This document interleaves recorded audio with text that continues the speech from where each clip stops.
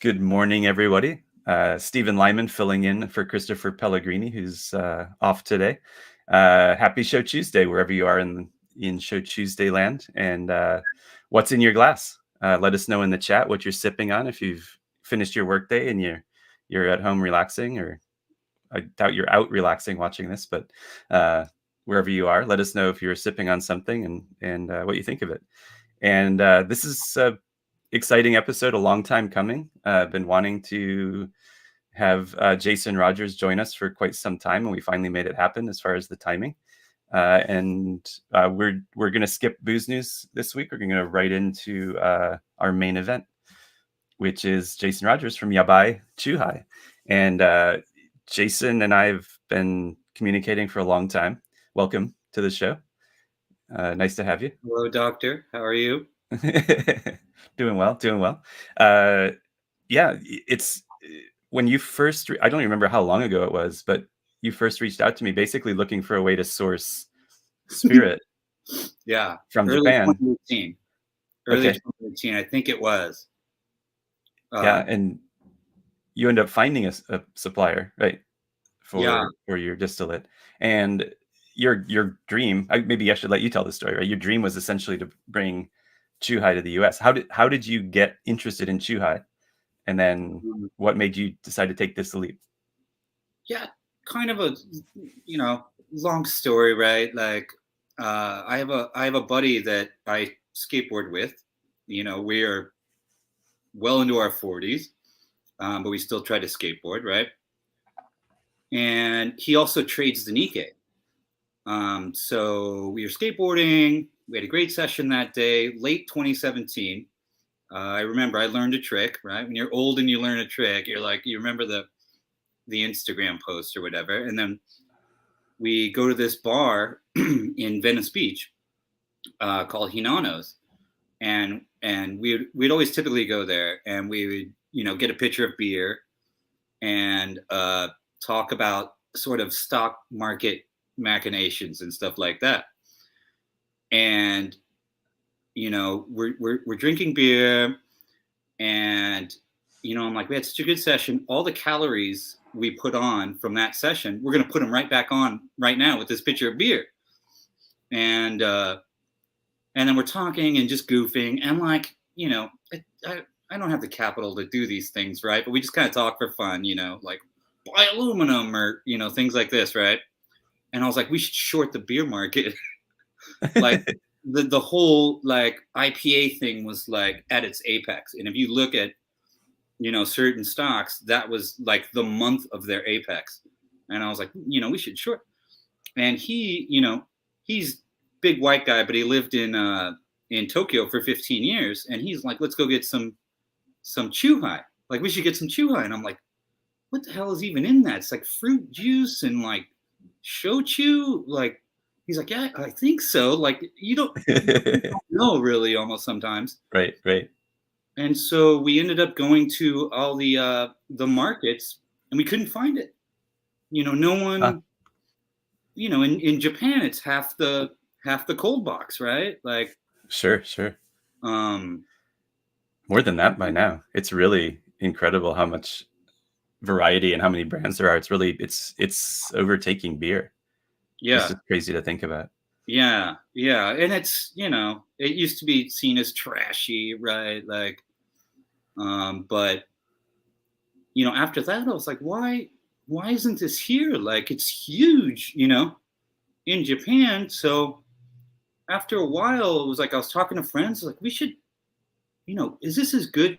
Because we have it when we go there when I was younger, but we didn't really know, what it was. Alcohol pop, right? Like, and then so I flew back for like 4 days just to Chuhai and see if it was viable. Like, is it that good, or was I just already tanked or something? You know what I mean? So sure.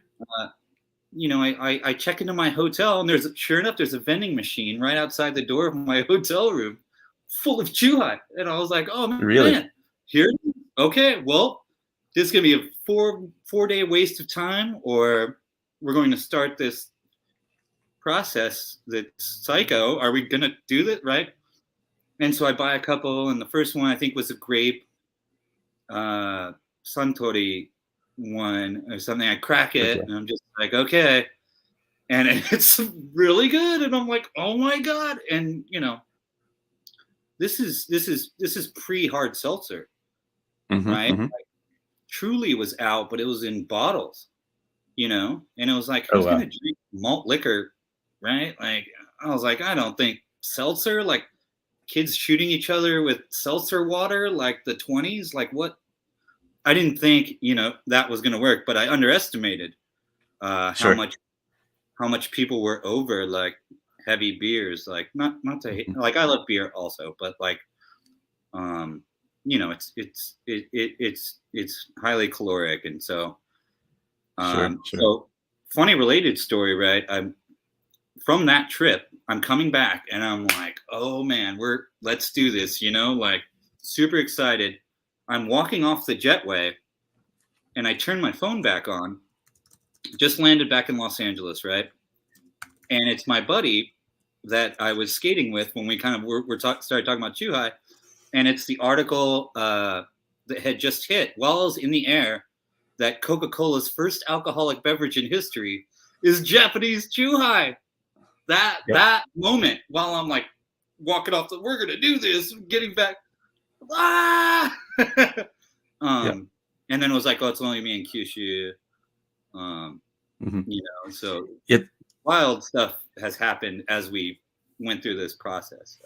Sure. Sure. No, that was a big moment. I mean, Coca-Cola, they've had cocaine in their drinks, but they've never had alcohol in them before, right? And it's actually, Kyushu is actually usually the test bed for any new products in Japan. Any food or beverage products, they tend to release them in Kyushu first. I imagine it's just cheaper to do business down here. You don't want to run big Right. test campaigns in Tokyo or Osaka where things are more expensive, maybe. But also, I think people in Kyushu just the food here is incredible. Like it's kind of I think like in many parts of the world, the warmer you get, the richer the food gets, right? Mm-hmm. And Kyushu's got that the whole tonkotsu ramen, right? That really heavy, rich pork bone broth ramen is from here. Love it. Lots of really, really good rich foods, and so I think especially when you're going to come out with an alcohol new product, then they tend to come down here and see how people like it with their local food. But I remember that Coca-Cola announcement was a big deal. Yeah, So that was the day I was coming back from like the first exploratory trip, right? Like that's crazy. But you're right. I mean, again, I love beer as well, but I've had to, as I've gotten older, I need to enjoy it less, right? There's just I've been high calorie. watching your running and reward program with yourself. That's right. Yeah, and I'm running more and I'm drinking less beer. And I was worried, and this is was that I was just going to start drinking Chuhai as a beer replacement, right? And that's it is okay, right.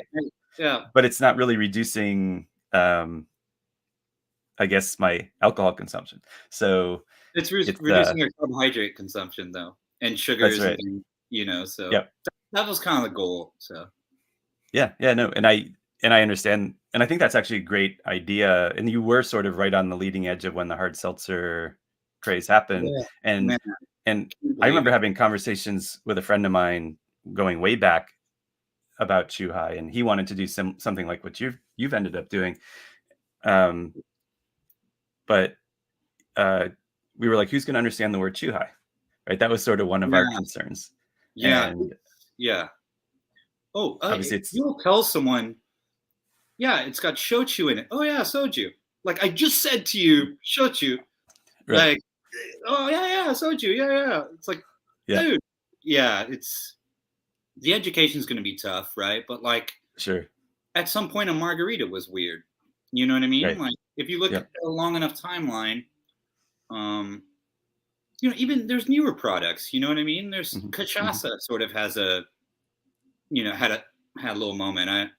But at the end of the day, right? Like, the next SKU we're gonna do is the 9% tall boy. So it's like, do you care do you care? Like if it's clean and it tastes really good and there's no carbohydrates, no sugar, no gluten, You know what I mean? And there's no malt liquor aftertaste. Like, I don't know if you've had a hard seltzer even. Do you? I know there's a couple it's funny. there, eh? Yeah, I realized I should have when I was back in the States last summer. I mean, it was everywhere. I left for Japan in late 2018. That's actually when I moved here.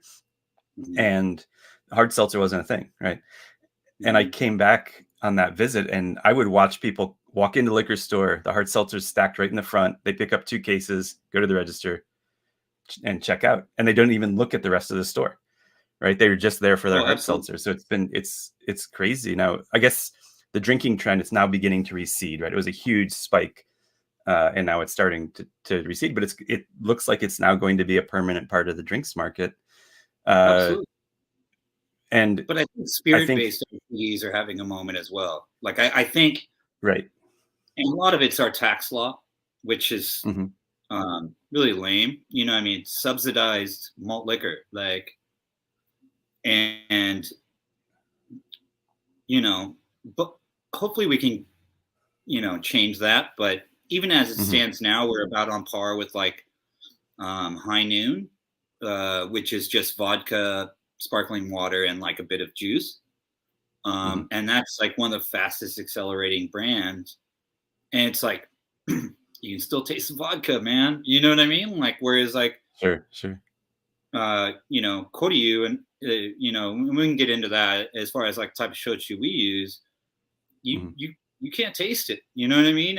And there's a lot more to it. And, we're maybe 3 to 5% into what we're trying to do, Okay. But, to go back, when I first Googled, first I Googled what's shochu, right? Like, okay, what the hell is shochu, right?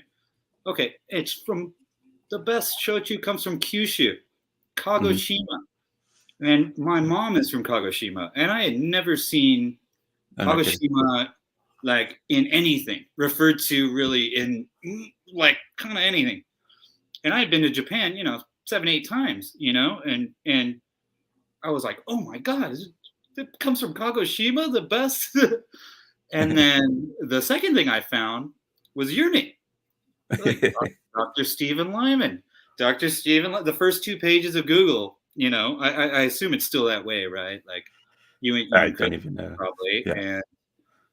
And that's when I had no idea. So I started going and buying like emo shochu and stuff like this and trying to make Chuahai. It was not good. Right? Like, and I think around that time is when I somehow you hop on the phone with me. Yep. And you're just like, dude, you don't know what you're doing. No, I really didn't, but you kind of helped and pointed me in the right direction a little bit. And, from there it was, we had to find a supplier, and that took a year. That took a year. Sure. And so, we found a 200-year-old distillery, family owned all the way through, and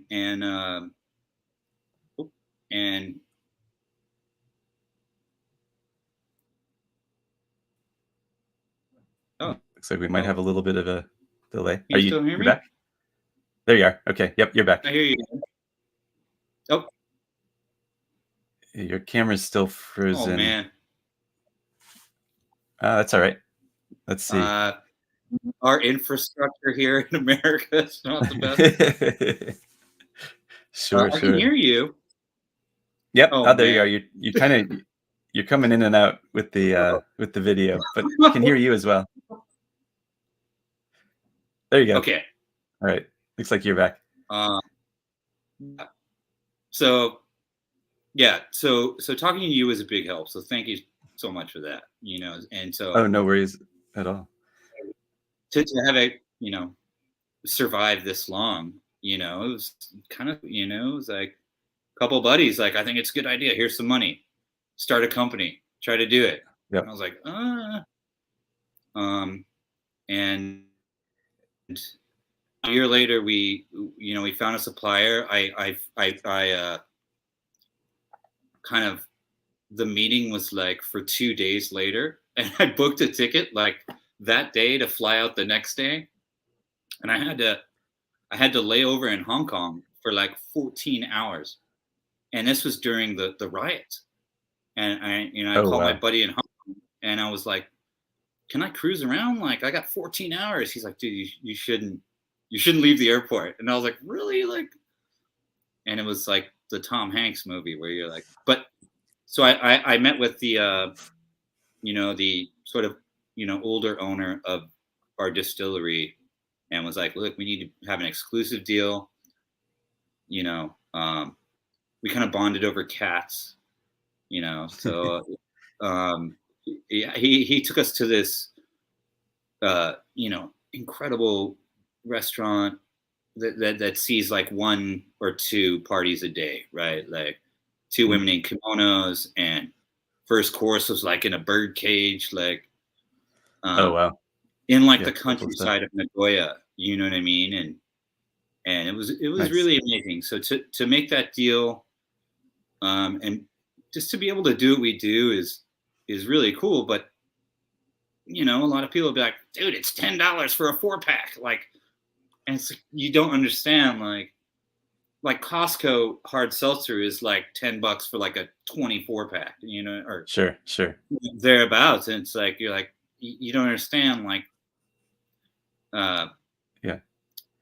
if I could put up with that taste, maybe I would, Yeah, I mean, it's not it's there. kind of, it's like, do you want to drink Keystone Light or do you want to drink like a fine, handcrafted IPA or something, right? It's night and Yeah. day. I mean, So, I think there's and now, space for it, you know. oh, of course, yeah, Yeah. but yeah, interesting. As I've looked into this as well, as I said, a friend of mine was interested in doing something like this. Mhm. He's gone off and done other things, but really, it seems like a big part of the challenge of using a spirit based or creating a spirit-based RTD is that the number of places you can sell it is much lower, right? The malt Well, that and liquor the tax can rates as sell well. into any place with a beer license, right? Beer and wine Yeah. license. So a lot of like convenience stores and places like that can sell it. Where if it's spirits based, often they're shut out because it's still considered a hard licensed product in some Mhm. markets, in some states, and so that I think is part of the challenge.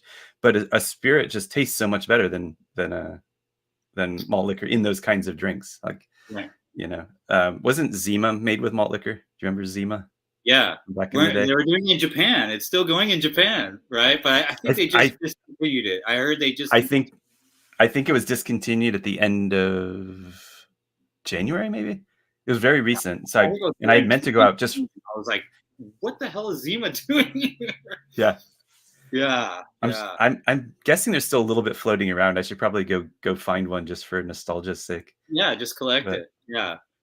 yeah, You know, the I refuse to do, I'm not going to do it. Like we use shochu, we could use mhm, vodka, right? And right. be like, this is a Chuhai, you know what I mean? Mhm, Which is fine, but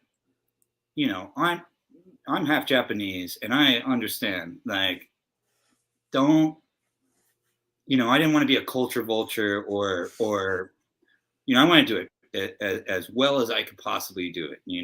When I mhm, did mhm. skateboarding companies and stuff like that, like we've spent a lot of money on production, and not always a good idea, you know what I mean? But um, I'd rather not do it than not do it properly, Mhm, mhm. And so hopefully we can build from where we're at now.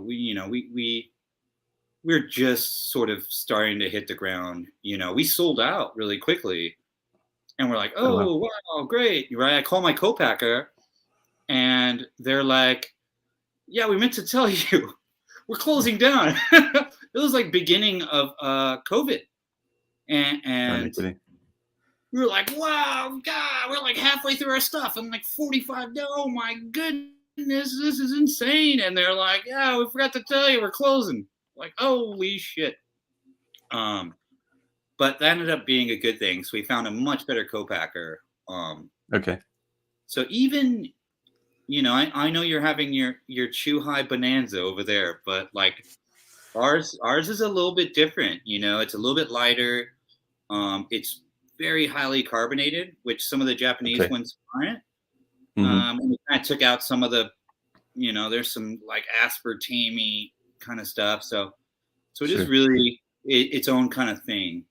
But respect, let's talk about that then. What is your, I guess, your philosophy for how you build your Chuhais? What's in it?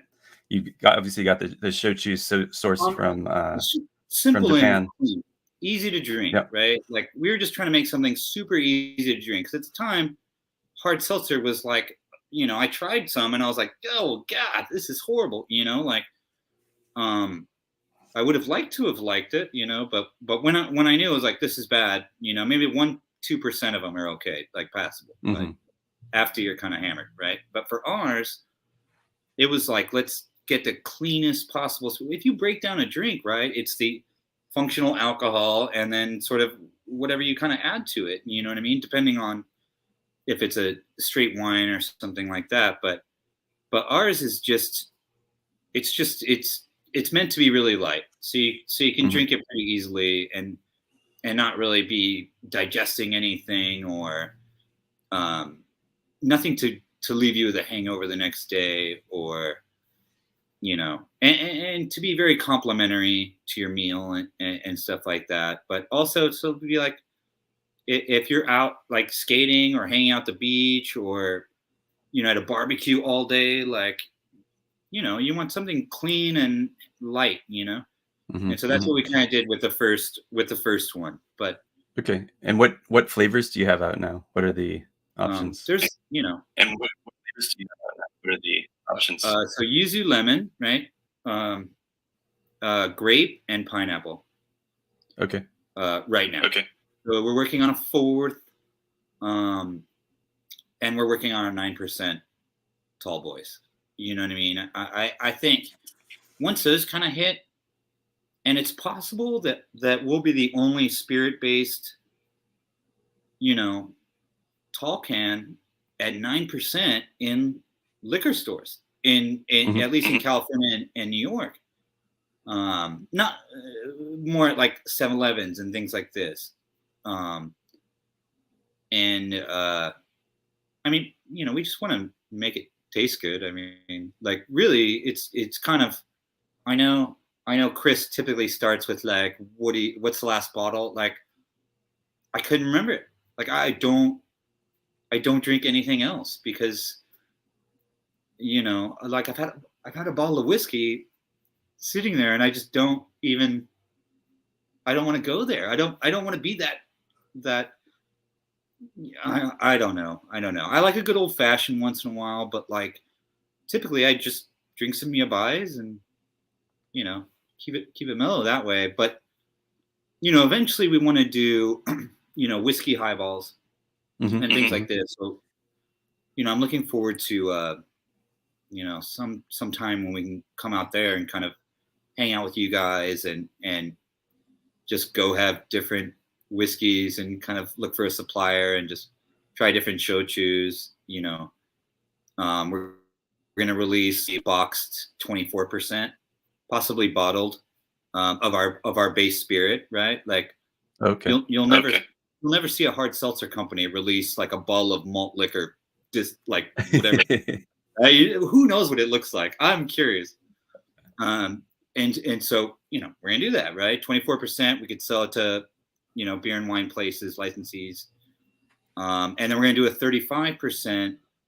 I want to go out there and meet with some Kokuto distilleries and mix that in and get some of the, we can't really say some of the blood thinning properties of shochu. It's dicey, but we can link to your article. So, but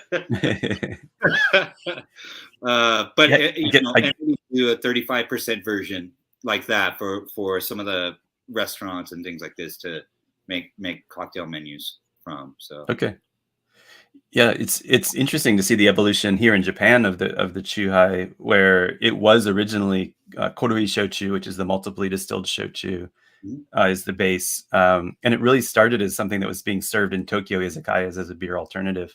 because the tax in Japan is lower on Kodoi Shochu than it is on beer. But then the canned Chuhai started coming out, and then those gradually built momentum, and now they're just everywhere.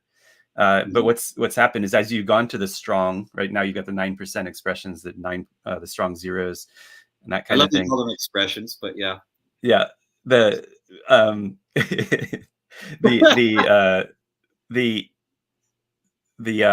a lot of them are starting to actually use vodka. So when you look at the ingredients list on some of the canned Chuhais here in Japan now, it no longer says Kodoi Shochu, it says vodka. So they're actually changing the base distillate. So it's interesting that you were saying that you could still taste the vodka in the brand that you had mentioned earlier.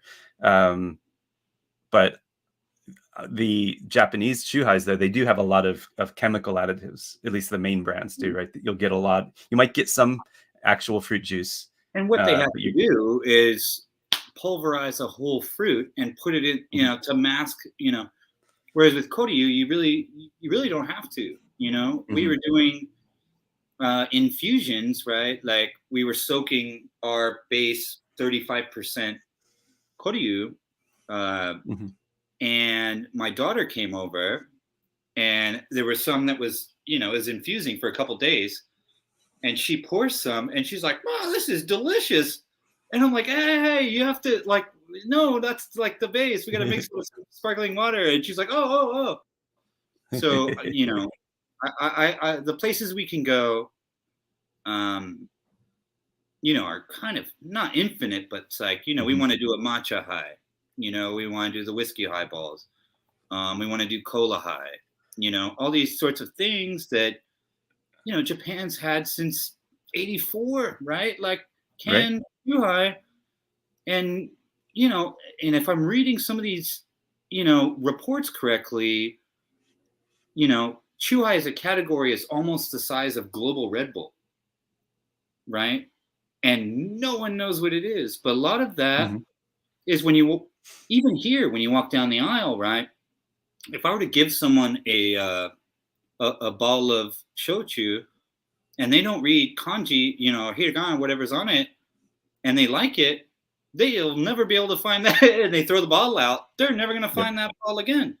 So even some of the base bottled shochus, we want to kind of rebrand and stuff like that. But just getting stable.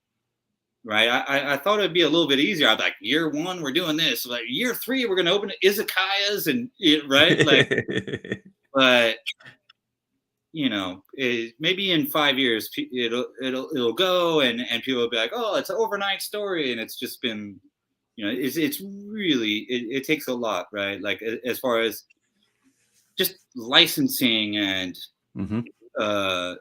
each state is its own country basically, and a lot of things, what the hell do I know, right? I'm making skateboard products before this, and sure. So well, maybe let's shift gears a little bit and talk about that. You had a previous career as a pro skateboarder, right? When I was much younger.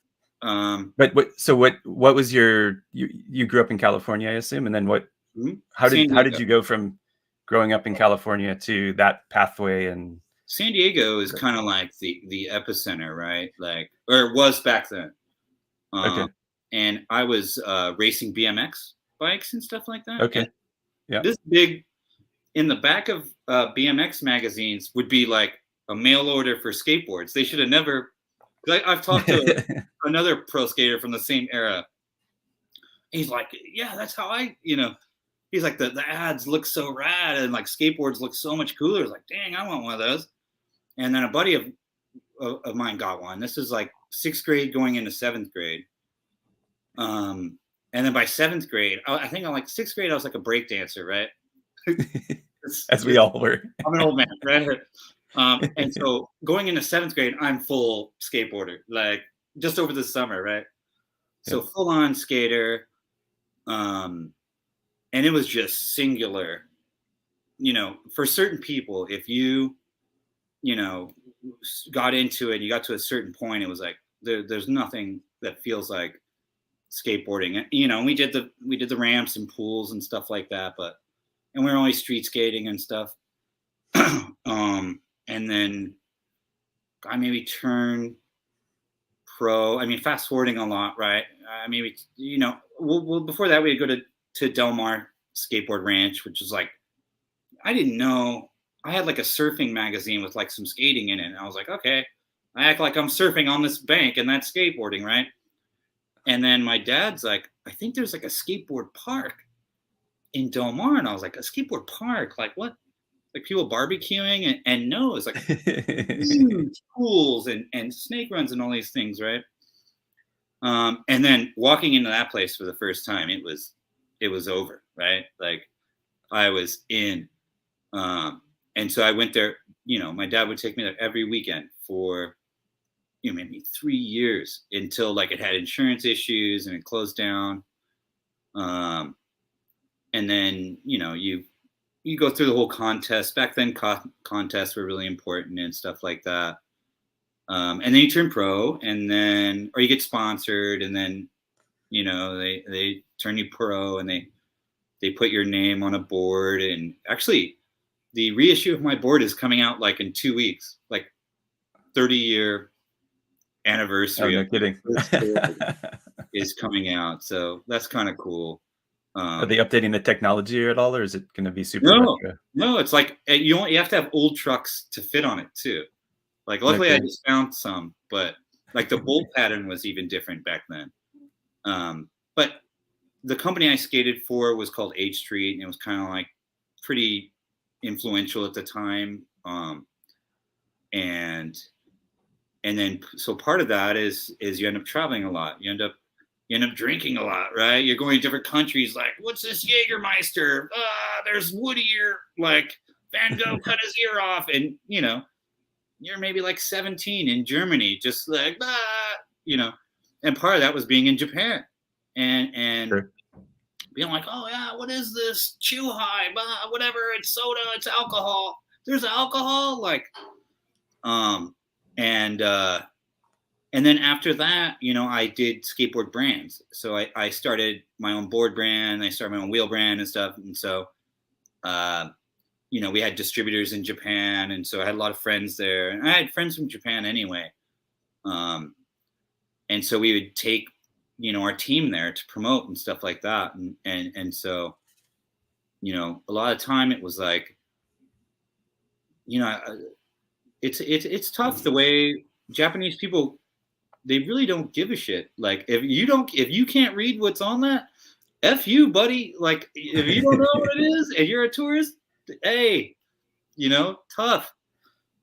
Which I respect, but someone's gonna need to translate some of these things over, and it's like, man, maybe it should be me. and so like, a lot of our friends and family around are like, some of them are like kids that I was their first sponsor that are now like legendary professional skateboarders in their own right. So, hopefully we can make this thing work and sort of reflect back to Japan.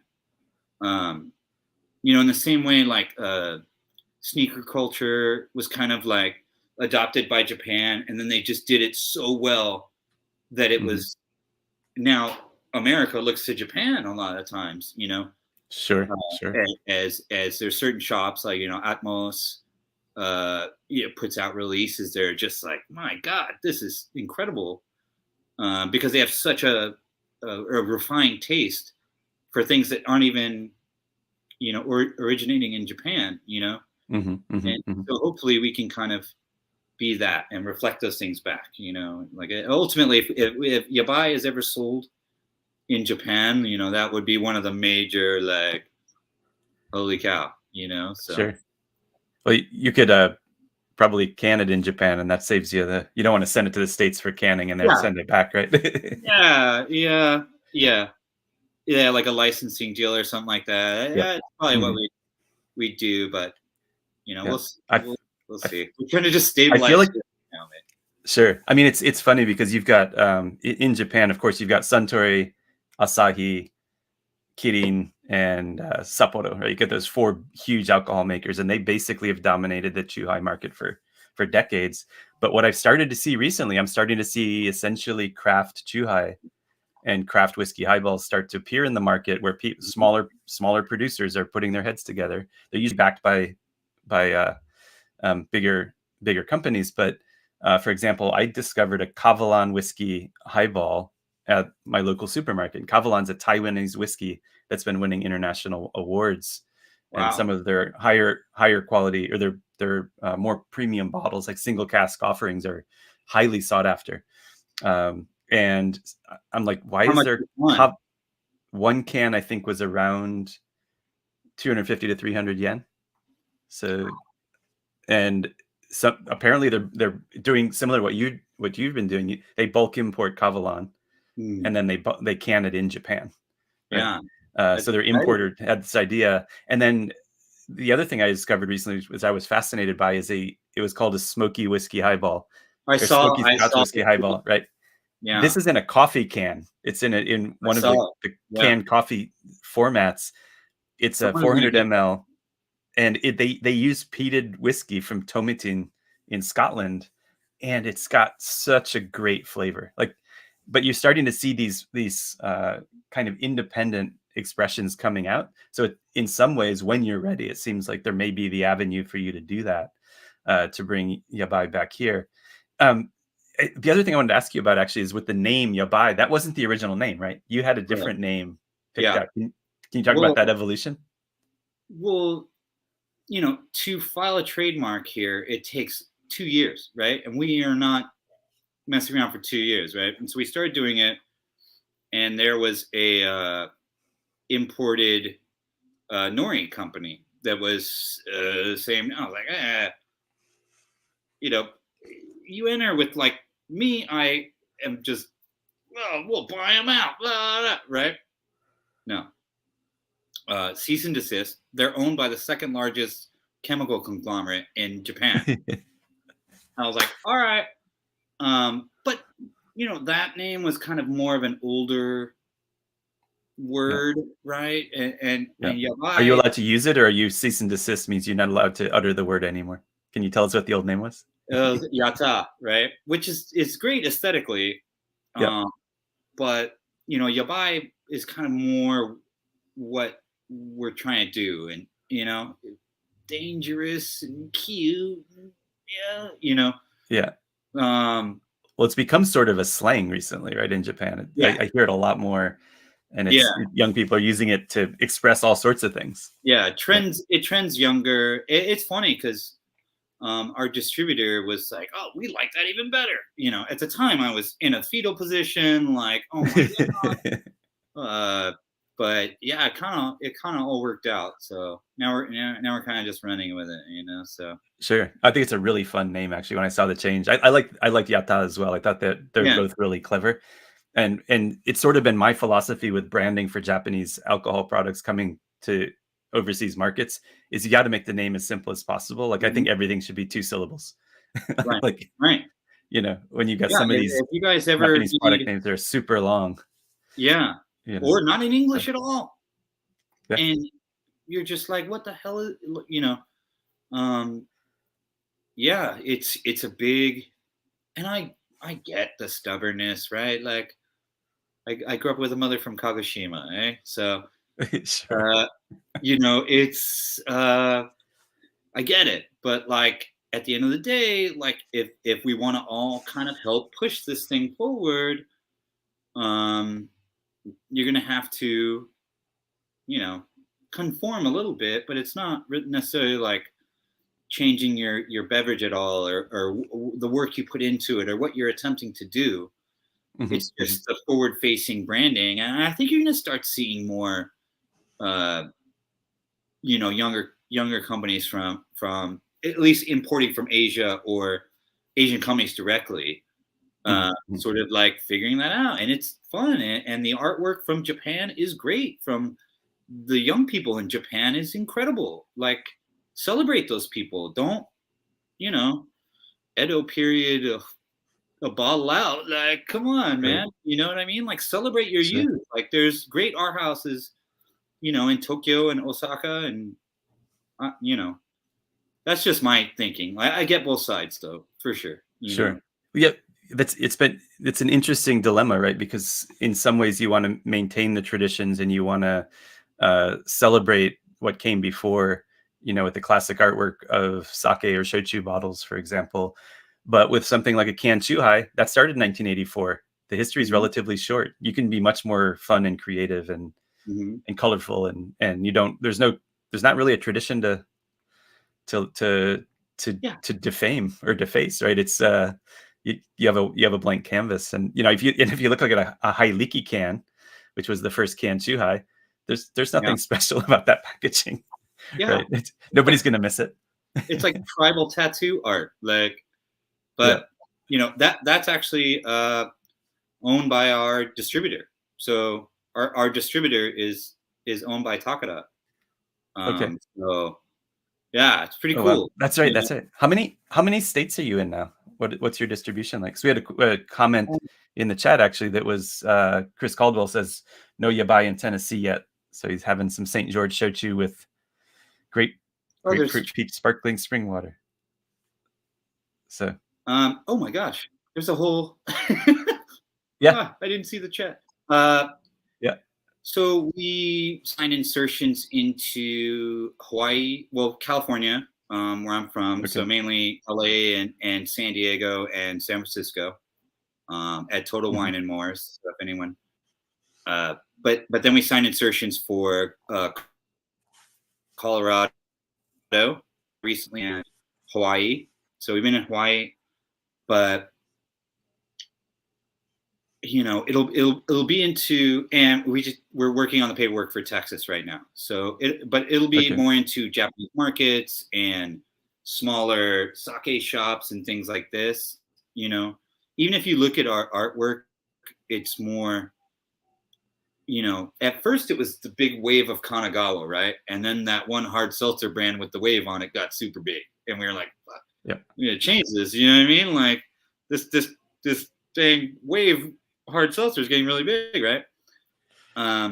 So I made it to look like, a Japanese, because the idea was like, let's find our core base first, right? So let's try to get into Japanese supermarkets and things like this first, and Japanese restaurants and ramen houses and stuff like that. So, I grew up in San Diego, right off of Convoy Street, which is like all, Asian restaurants and stuff like that. So I'll start to see us popping up in Japanese restaurants on Convoy, just like organically. Like they won't even tag us because they don't, those get from our distributor and stuff like that. So that's really cool to see. But now, we're raising capital to really um, make a go of it. You know what I mean? I think because I think that the taste is better than anything. It's the easiest thing to drink, and like the SKUs we're gonna come out with are really gonna drive the point home that a clean Koryu shochu base can't be touched. There's really mhm, if you're looking for drinkability and lightness and stuff like that. So like basically what mhm, a hard mhm. was created for is what I think they can never get to where we're at. So Gotcha. yeah, but not Yeah. even New York yet or Florida. So Okay. Yeah, you got some expansion to do. yeah, I'm actually gonna just so people can see the packaging. I'm gonna share my screen and share the please do because I think so my people can screen see what it goes looks here. like here. Okay, here we go. So this is the packaging. The first three flavors: yuzu, lemon, grape, and pineapple. It's really Yep. clever. You switched obviously from the wave concept, but you basically make it look like it's a clear packaging with the ice in there and everything, and it looks really You know refreshing and what? delicious. So, That took me so long to figure out how to do, and I'm a graphic designer, right? And I'm like, how do I? And I tried to make like a 3D model of a can. I'm like, how am I gonna rep? And I was like, oh, shoot it flat. yeah. It took me a couple weeks to figure that out. It was really stupid. But Yeah. yeah. So we actually, poured those things and made those things. So we want to make it look like. I mean, you could see that, right, in a kombini, Sure. Oh yeah, right? absolutely. No, this would fit right in on the shelf. yeah, like I'm gonna Yeah. actually. Yeah. So there, and you guys are on social if people want to find you. Um, Yeah, at Instagram Drinks and Maven on whatnot. Instagram or TikTok. Yeah. I actually had And this we'll lemon suit made, right? You know, in Japan, there's like a mascot for everything, right? Like, uh, athlete's foot. There's a foot sure, mascot, you know. sure. Yeah. So, so we have this big lemon guy. We're gonna start rolling out on TikTok, but Uh, he's but gonna be skateboarding and such. I'm gonna show you our new packaging, which I can never seem to find on here. Well, I was going to give you the sure. exclusive here, but No wasn't worries. prepared. But Yeah, we'll see it online. There's another couple of questions. Mark asks, why does Chuhai need a flavor? Are there any soda wadi Chuhai? So basically, yes, without any flavorings added. yeah, And so dry. the answer to that, yeah, they're called dry. So it would be, whatever the brand is, dry. That tends to just be koroi shochu with sparkling water, and they are dry. They're no sugar added, but they basically give you that same experience as a soda I think we're going to do that too shochu highball. Yeah. at some point. The thing is, we carbonate to like just above the level of a LaCroix. If you've ever had like a LaCroix just seltzer, Hmm. so ours is even more carbonated than most Japanese Chuhais. So Okay. so it's gonna get diluted a little bit. It's the carbonation is gonna come down a little bit. Hmm. Maybe we can bump that up a bit, but yeah, we want to do that one too, because then you can just mix in pomegranate juice or whatever juice you want. Whatever It's you really, want, right? Yeah. yeah, it's That's a awesome. that's a great Yeah, idea. Yeah, you can yeah, make your own fresh chuhais without yeah, having to mix your koroi shochu with your soda and yeah. try to get those proportions and temperatures right. You just keep it in the fridge. Some That's people a just great some idea. people drink those just straight though. That's their favorite, Sure. Sure. Yeah. Well, They're super clean. So yeah, yeah, some definitely of my easy drinking. Japanese friends were like, "I don't taste the shochu enough." You know what I mean? Like when we were first making it, I'm like, "We're going for not tasting the shochu, man." You Exactly. know? Exactly. So If you're tasting the shochu, you're doing it wrong. yeah, With a yeah. Chuhai, for sure. One other question is whether or not you had any interest or possibility of working with the U.S. Shochu distillers. There are some folks making shochu now in the U.S. Yeah. It said that you signed an exclusive with your supplier in Nagoya. So as you expand, can they meet demand, or would you consider other product lines maybe using even domestically produced shochu in the States? I'll put money into his spot to meet demand. Okay. Um, but depending, what if containers go from 23,000, which they are now? When we started, it was maybe 6,000 for a 40-foot container, and Yep. now it's 23,000. Like, you know, Yep. and we're already trying to hit a low margin. We're trying to hit the shelf at a certain price. So, Sure. but ideally, we build with them, right? Like Hmm. Hmm. they gave me the shot. They, um, you know, but maybe we will use some producers, or we will, bring out some masters and kind of make our own deal. But that's a long road off, right? Like, Sure. Sure. Sure. yeah, yeah. Yeah. So, Yeah, and I'm not sure that any of the current U.S. shochu distilleries are big enough to meet demand for a canned oh, product I know all of them. anyway. I know all of them. Yeah, They're great. They're great yeah, people, right? Like yeah. they all took my calls. We had great conversations, but there was like, hey, I need this price. And they were Mhm. like, "Dude, are you crazy? Like, do you Yeah, know what I could sell this for?" Because they're making great margins, but they couldn't make Chuhais out of it. You know what I mean? Like it's sure. cheaper to bring a 40-foot container Yep. from Nagoya. Yeah. So, Hmm. Hmm.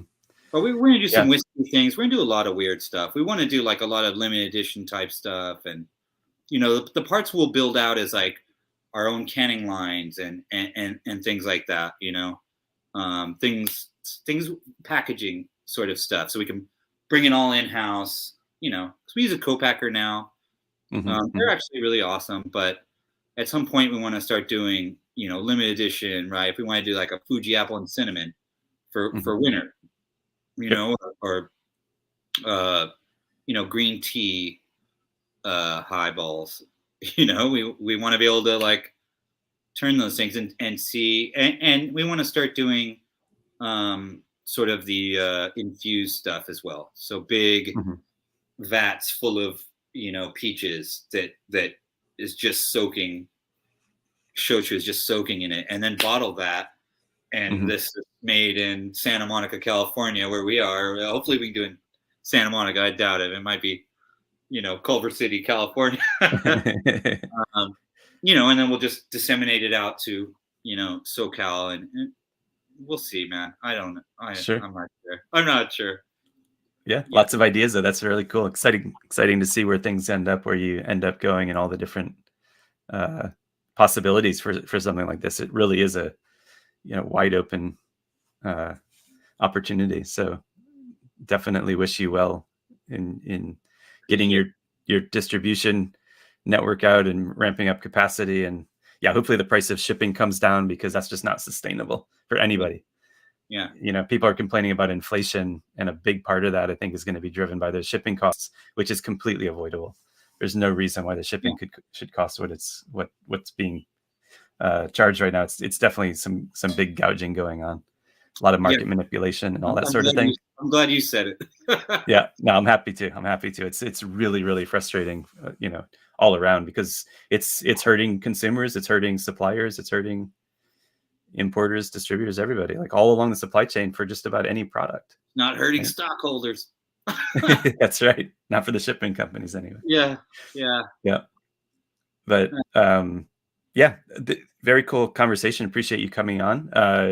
We usually do a little feature at the end, which is newly opened. I don't know if you've opened anything recently that you want to talk about. It sounds like you're mainly focused on. I don't open any. Enjoying Yabai. Yeah. I keep it simple. There you go. I go to Shay J down the street. If anyone's in Santa Monica, go to Shay J and get, you know, Maker's Old Fashioned with a steak. You know, I'm pretty simple. There you go. Pretty simple dude. So I'll have to come visit you in Santa Monica when I have the chance. Can't wait. I owe you a meal at the very least. Great. Appreciate that. Yeah, I've got a newly opened, and it's a newly opened, very old. This is called Serenade. It is a you can see how dark the color it is. It says Spirits of Amami. So this is actually a Kokuto sugar shochu that cascades for 20 years. They can't call it a shochu because it's too dark, right? That's way beyond the coloring limit for a shochu. But it spent 20 years in a barrel. The angel share brought it down to 35% alcohol. So really rich, deep Kokuto sugar flavor. What kind of pretty delicious. It was oak, just an oak barrel. With that color, I don't know if it's an ex-bourbon or if they used a virgin oak barrel. Probably ex-bourbon for 20 years. Oh, this is aged in sherry casks. Oh, nice. So 3 year. So if I do, you know. Yeah. But there you go. Is at our distillery as well. So, you know. Yeah, sherry cask is great for sure. That's going to give you some beautiful sweetness. But this was a nice drink. It's really hard to find. There were very few bottles available. Maya Ailey, who's often on the show when one of us can't be on, texted me and said, "There's a bottle of 20-year-old Serenade at the local liquor store. Do you want it?" I said, "Yes, please." So she got it for me. And what was it, if you don't mind me asking? I think it was around 8,000 yen, so about $80, which is a little bit spendy, but there's, you know, they had very few bottles. It was a single cask and it was very few bottles available. So not that bad. It's not that exciting bad to get my hands on it. Wow. And that, sort of the benefits of living in Japan, I guess, is you can find those one-offs and rare things. But so you're pouring it in coffee, or how are you drinking it? Oh, no. This one I've been doing on the rocks.